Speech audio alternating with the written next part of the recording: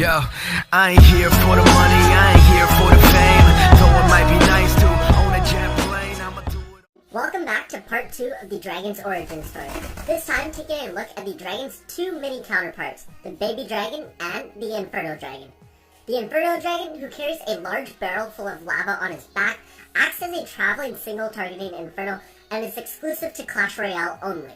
The baby dragon, however, is in all three parts of the Clash universe, but for a reason to be explained later, he only rages when he's alone in the builder base and in our regular home base.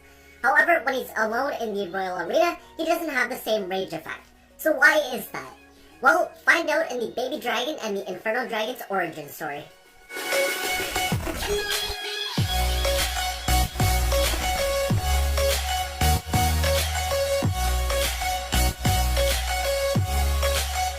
Not long after the village unlocked the dragon at Town Hall 8, with the help of the dragon, they made very quick progress and were ready to upgrade to Town Hall 9.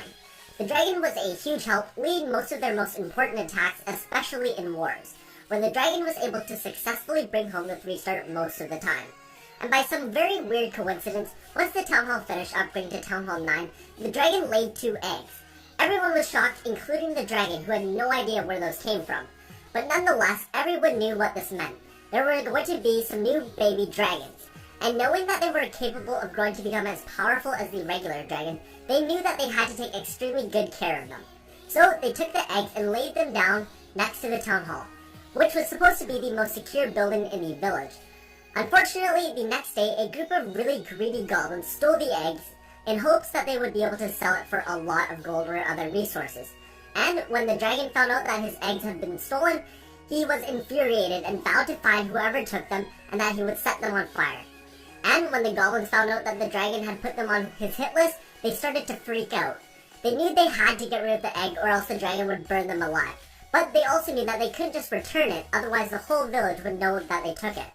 So they ended up deciding to get rid of it instead. The goblins knew that if they hid it on the island, that the dragon would eventually find it and most likely trace it back to them. So they had to hide it somewhere much further away. So while the goblins were searching for a place to hide the eggs, they came across the master builder who was visiting the home village. He had just finished gearing up one of the archer towers and was about to head back. And right then, the goblins knew what they had to do. So a few goblins went to quickly distract the master builder by doing some weirdly well-rehearsed dance, while the rest of the goblins went to go hide the 2 eggs in his tiny little rowboat. And to be completely honest, they did an absolutely awful job hiding the eggs, as they weren't covered by anything and they were sort of sticking out of the tiny boat. But luckily, the master builder was so tired and exhausted from working 70 hours straight that he didn't notice the 2 eggs. And instead, as soon as he got into the boat, he fell right asleep. And she didn't wake up until he arrived back at his night village. And when he did wake up, he finally noticed the 2 eggs in his towboat. The first thing he thought was, how the heck did these get here? And after that, he realized that they must have come from the home village, and he should bring them back right away. But for some really weird reason, there was absolutely no way for the master builder to get back to the home village, unless there was a defense to be geared up. And since he just came back from gearing up the archer tower, there were no other defenses to be geared up for a long time. So for the time being, the master builder was stuck in the night village with his 2 eggs. And a few days later, both of the eggs hatched, where 2 tiny baby dragons popped out. Both of these dragons were able to fire these tiny little fireballs, but they didn't have any rage ability or anything. At least, not yet. Find out why the baby dragon rages in Clash of Clans regular base and in the builder base, but not in Clash Royale. And also find out how the baby dragon became the Inferno